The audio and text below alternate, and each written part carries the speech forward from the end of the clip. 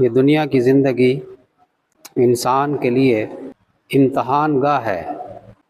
اس امتحان کا نتیجہ قیامت کے دن یوم محشر میں، میدان حشر میں اس کا نتیجہ نکلے گا۔ انسان نے دنیا میں کیسے اعمال کیے، ذرے کے برابر بھی کوئی عمل کیا، اللہ تعالیٰ نے فرشتے مقرر فرمائے ہوئے ہیں جو انسان کے ہر عمل کو لکھ لیتے ہیں۔ کوئی ایسا عمل نہیں ہے، اچھا ہو یا برا، جو لکھا نہ جاتا ہو۔ ہر عمل فرشتے لکھ لیتے ہیں۔ قیامت کے دن اللہ تعالیٰ تمام انسانوں کو قبروں سے نکالے گا اور ہر انسان کے ساتھ دو فرشتے ہوں گے۔ ایک کے ہاتھ میں اس کا اعمال نامہ ہوگا اور دوسرا فرشتہ اس کو میدان حشر کی طرف لے جا رہا ہوگا۔ تمام دنیا کے انسان دنیا کے کسی بھی کونے میں ان کی قبریں ہیں۔ اللہ تبارک و تعالیٰ شانہ جو حضرت آدم علیہ السلام سے لے کر آج تک ان کا جسم قبروں کے اندر ریزہ ریزہ ہو گیا، اللہ تبارک و تعالیٰ شانہ اس پر قادر ہیں کہ ان ذرات کو دوبارہ سے ملا کر جسم پیدا کر دیں اور پھر اس کے اندر روح داخل کر دیں۔ اللہ تعالیٰ شانہ کے لیے کوئی مشکل نہیں۔ ایک شخص آیا، اس کے ہاتھ میں ایک بھری ہڈی تھی، پرانی ہڈی تھی۔ وہ نبی کریم صلی اللہ علیہ وسلم کے سامنے آ کر اس نے انگلیوں سے مسلا اور وہ ہڈی جو ہے وہ ریزہ ریزہ ہو گئی، اور آ کر کہنے لگا کہ کیا اس ہڈی کو، اس بوسیدہ ہڈی کو دوبارہ زندہ کیا جائے گا؟ تو اللہ تبارک و تعالیٰ شانہ نے آیات نازل فرما دی سورہ یاسین کی، وَضَرَبَ لَنَا مَثَلًا وَنَسِیَ خَلْقًا قَالَ مَن يُحْيِي الْعِظَامَ وَهِيَ رَمِيمٌ۔ مثال دیتے ہیں بھری ہڈی کی اور اپنے پیدا ہونے کو بھولتے ہیں، یہ بھول جاتے ہیں کہ خود کیسے پیدا ہوا تھا، اور مثالیں دیتے ہیں بھری ہڈی کی۔ اللہ تعالیٰ فرماتے ہیں کہ جس نے تمہیں پہلی مرتبہ پیدا کیا کہ جب تمہارا نام و نشان تک نہیں تھا، هَلْ أَتَىٰ عَلَى الْإِنسَانِ حِينٌ مِّنَ الدَّهْرِ لَمْ يَكُنْ شَيْئًا مَّذْكُورًا۔ جب وجود نہیں تھا اور پھر ایک ایسی چیز اللہ نے پیدا فرمائی کہ جس کا تذکرہ کرنا آج انسان پسند نہیں کرتا، اور پھر اس قطرے سے اللہ تبارک و تعالیٰ شانہ نے ایک خوبصورت انسان پیدا کر دیا، پانی کے اوپر نقش بنایا۔ سبحان اللہ، کوئی پانی کے اوپر نقش بنا سکتا ہے؟ حضرت مولانا عمر پالن پوری صاحب رحمۃ اللہ علیہ فرمایا کرتے تھے کہ انسان جو ہے، انسان یہ اپنے پیدا ہونے سے پہلے پانی کے قطرات کے اندر تھا، اور سورج کی روشنیوں کے اندر تھا، مٹی کے ذرات کے اندر تھا، ہواؤں کی لہروں کے اندر تھا۔ اللہ تعالیٰ شانہ نے ان سب چیزوں میں سے ان ذرات کو جمع فرمایا۔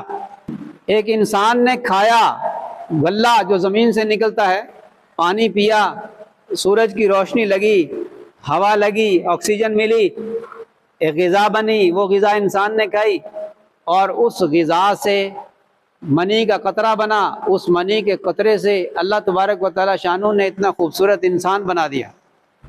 جب اس کا نام و نشان تک نہیں تھا تو اللہ تبارک و تعالیٰ شانہ نے اس کو پیدا کر دیا، تو اب تو اس کا نشان بھی موجود ہے۔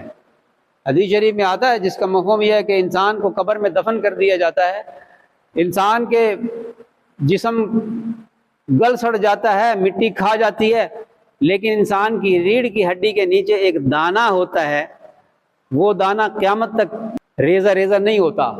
اللہ تبارک و تعالیٰ شانہ اسی دانے سے انسان کو ایسے زمین سے نکالے گا کہ جیسے پودا اگتا ہے، ایسے زندہ کرے گا، پھر اس میں روح پھونکے گا۔ اللہ فرماتے ہیں کہ ہم نے تمہیں ابتدا میں پیدا کیا جب تمہارا نام و نشان نہیں تھا، تو کیا یہ ہمارے لیے مشکل ہے کہ ہم تمہیں دوبارہ قبروں سے زندہ کر کے کھڑا کر دیں؟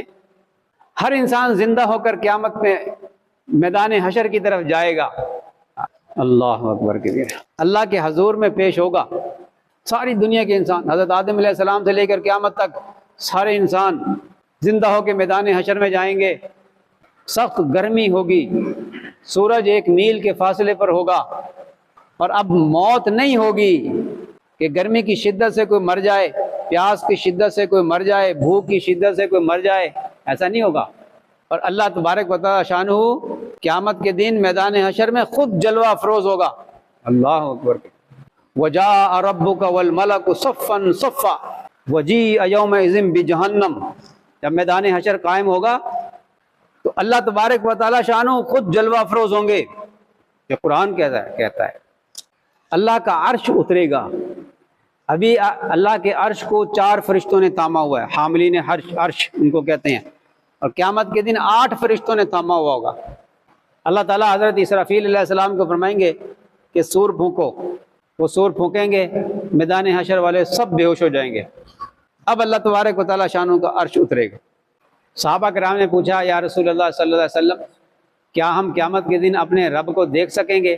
فرمایا کہ جب چاند نکلا ہوتا ہے اور بادل بھی اس کے سامنے نہیں ہوتا تو کیا چاند کو دیکھنے میں کوئی چیز رکاوٹ ہوتی ہے، کوئی مانع ہوتی ہے؟ کہ جی نہیں۔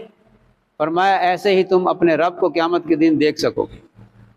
اللہ تعالیٰ اس دن ساکھ کی تجلی ڈالے گا۔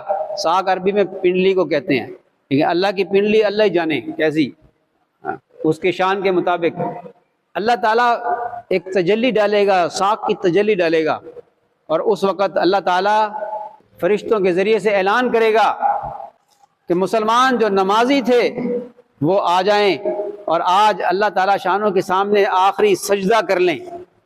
حدیث شریف میں جس کا مفہوم ہے کہ لوگ نمازی آئیں گے اور اللہ تعالیٰ شانوں کے سامنے سجدہ ریز ہو جائیں گے، اور بعض لوگ ایسے ہوں گے جن کی کمر تختہ ہو جائے گی، وہ سجدے پر قادر نہیں رہیں گے۔ یہ کون لوگ ہوں گے؟ یہ وہ لوگ ہوں گے، مفسرین نے مختلف اس کے بارے میں توجیحات بیان فرمائی ہیں۔ بعض فرماتے ہیں کہ وہ لوگ ہوں گے کہ مؤذن اذان دیتا تھا اور حی علی الصلاۃ کہتا تھا، یہ لوگ نماز کے لیے نہیں آتے تھے۔ یہ وہ لوگ ہوں گے قیامت کے دن سجدہ نہیں کر سکیں گے، اور اس دن عرش کے سائے کے علاوہ کوئی سایہ نہیں ہوگا، اور عرش کے سائے کے نیچے اس سائے میں کون رہے گا؟ اتنی سخت دھوپ ہو۔ یہ تو دھوپ ہے، یہ آپ حضرات کے ہاں یہاں دھوپ کیا ہوتی ہے، ہمارے لاہور میں آ کے ذرا دھوپ کے مزے چکھیں نا، آپ کو پتہ چلے۔ اور مزید مزہ چکھنا ہے تو تھوڑا ملتان چلے جائیں۔ سخت گرمی میں ٹھنڈا پانی کتنا مرغوب ہوتا ہے، سخت گرمی میں سایہ کتنا محبوب ہوتا ہے، ہر انسان چاہتا ہے کہ مجھے سائے میں جگہ مل جائے۔ تو اس دن عرش کے سائے کے علاوہ کوئی سایہ نہیں ہوگا، اور عرش کے سائے میں کون ٹھہرے گا؟ کس کو بلایا جائے گا عرش کے سائے میں؟ کہتے ہیں 7 قسم کے لوگ ایسے ہیں کہ جو قیامت کے دن عرش کے سائے کے نیچے ہوں گے۔ نمبر 1 عادل بادشاہ، اور نمبر 2 وہ جوان جو جوانی میں اللہ کی عبادت کرتا تھا۔ اور یہ یاد رکھیں کہ عبادت صرف نماز روزے کا نام نہیں ہے، نماز روزے کے ساتھ گناہوں سے بچنا بڑی عبادت ہے۔ جو جوانی میں گناہوں سے بچتا ہے، اس لیے کہ جوانی میں شہوت زور مارتی ہے، اور اس وقت اپنے آپ پر کنٹرول کر کے گناہ سے بچنا یہ مشکل ہوتا ہے، لیکن جو جوانی میں جس نے اپنے نفس پہ کنٹرول کیا اور گناہوں سے اپنے آپ کو روکا، اللہ تعالیٰ شانہ قیامت کے دن اس کو بلا کر عرش کا سایہ نصیب فرمائے گا۔ اور وہ جوان جس کو کوئی عورت، حسین و جمیل عورت اپنی طرف متوجہ کرے اور یہ کہہ دے کہ مجھے اللہ کا ڈر مانے ہے، اللہ تعالیٰ شانہ اس کو بھی عرش کا سایہ نصیب فرمائیں گے۔ اور وہ 2 شخص جو آپس میں اللہ کے لیے محبت کرتے ہیں، آپس میں ملنا جلنا اللہ کے لیے ان کا ہے، اور وہ شخص کہ جو ایک ہاتھ سے صدقہ کرے دوسرے ہاتھ کو خبر بھی نہ ہو، اتنے اخلاص کے ساتھ صدقہ کرے، وہ بھی قیامت کے دن عرش کے سائے کے نیچے ہوگا۔ اور وہ شخص جو تنہائی میں اللہ کو یاد کرے، اللہ کا ذکر کرے، دعا مانگ رہا ہے اور آنکھوں سے آنسو جاری ہو گئے اللہ کے خوف سے، وہ بھی قیامت کے دن عرش کے سائے کے نیچے ہوگا۔ اور فرمایا کہ جس کی آنکھ سے اللہ کے خوف کی وجہ سے آنسو بہہ گیا، چاہے وہ مکھی کے سر کے برابر ہی کیوں نہ ہو، ایک قطرہ اس کی آنکھ سے اللہ کے خوف کی وجہ سے بہہ گیا، فرمایا اس پر جہنم کی آگ حرام ہے۔ یہ ایک قطرہ اتنا ذرہ سا یہ اس کے لیے جہنم کی آگ بجھانے کے لیے کافی ہے۔ تو قیامت کا دن یہ آنا ہے، یہ کہانیاں نہیں ہیں، یہ اللہ کے حضور میں ہمیں پیش ہونا ہے، اور وہ اللہ جو ہمارے دلوں کے بھیدوں کو جاننے والا ہے، کوئی بات اس سے چھپنے والی نہیں ہے۔ ہمیں اس کے حضور پیش ہونا ہے ایک دن۔ اگر اس بات کا استحضار ہو، اس کا احساس ہو، اس کی فکر ہو، اور صحابہ کرام کا ایمان تو ایسا تھا، وہ فرماتے تھے ہمیں جنت اور جہنم گویا سامنے نظر آتی ہے، ایسا ایمان تھا ان کا۔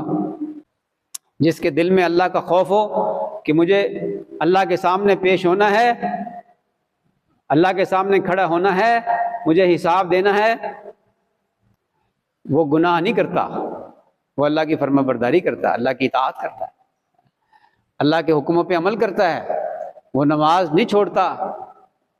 اگر نماز چھوٹ جائے تو اسے فکر ہوتی ہے، وہ روزہ نہیں چھوڑتا، وہ گناہ نہیں کرتا۔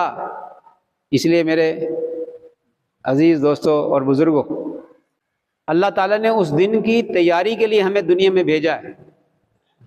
ہم اس دن کی تیاری کر لیں، آج موقع ہے، پھر موقع نہیں ملے گا، یہ مہلت ختم ہو جائے گی موت کے ساتھ ہی۔ اور یہ موت جو ہے یہ آئی کھڑی ہے، سمجھیں بس آپ آئی کھڑی۔ جنہوں نے 80 سال کی زندگی گزار لی، ان سے پوچھیں کہ زندگی کیسے گزری، وہ کہیں گے کہ ایسے ابھی زندگی شروع ہوئی تھی، ابھی ختم ہونے والی ہے۔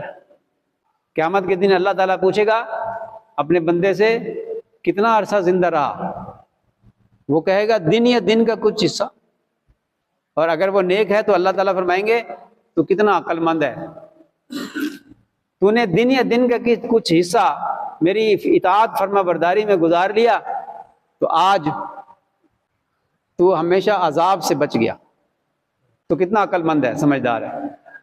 دوسرے شخص سے اللہ پوچھے گا تو کتنا رہا، وہ کہے گا کہ دن یا دن کا کچھ حصہ، اور اللہ فرمائیں گے تو کتنا بیوقوف ہے، تو دن یا دن کا کچھ حصہ میری مرضی کے مطابق نہیں گزار سکا، تو آج تو جہنم میں جلے گا، تو اس کی حسرت اور افسوس کا کیا عالم ہوگا۔ وہ کہے گا اے اللہ ہمیں دنیا میں واپس بھیج دے، ہم نیک اعمال کر کے آئیں گے۔ اللہ فرمائیں گے نہیں، اب موقع ختم، اللہ نے ہمیں یہ مہلت دی ہے، موقع دیا ہے، ہم اس میں اللہ کو راضی کر لیں۔ اور اللہ راضی کیسے ہوتا ہے؟ اس کے احکام پہ عمل کریں، اس کے پیارے نبی صلی اللہ علیہ وسلم کی سنتوں پہ عمل کریں، یہی کامیابی کا نسخہ ہے۔ اللہ کا ذکر کثرت سے کریں، اس لیے کہ اللہ کا ذکر کثرت سے کرنا یہ ایمان کی علامت ہے۔ تھوڑا ذکر تو منافق کرتا ہے، مومن اللہ کا ذکر کثرت سے کرتے ہیں، اور اللہ کا ذکر کی وجہ سے قبر کے اندر قابل رشک بن جاتا ہے انسان۔ جنت میں ایک جنتی کو خوشبو آئے گی، اچانک وہ اپنی جنت میں ہوگا تو ایک خوشبو کی ایک لہر آئے گی، ایسی خوشبو اس نے پہلے کبھی سونگھی نہیں ہوگی۔ وہ فرشتوں سے پوچھے گا کہ یہ خوشبو کیسی ہے، ایسی خوشبو تو میں نے کبھی سونگھی نہیں۔ فرشتے کہیں گے کہ تجھ سے اعلیٰ درجے کے جنتی نے کروٹ بدلی ہے، وہ لیٹا ہوا ہے اپنے بیڈ پہ آرام کر رہا ہے، اس نے کروٹ بدلی ہے تو ہوا اس سے لگ کر تیری جنت میں آئی ہے، یہ اس کی خوشبو ہے۔ تو وہ پوچھے گا کہ اس کا ایسا کون سا عمل ہے جس کی وجہ سے اس کو یہ درجہ ملا؟ فرشتہ کہے گا کہ اس نے دنیا میں تجھ سے ایک مرتبہ سبحان اللہ زیادہ کہا تھا،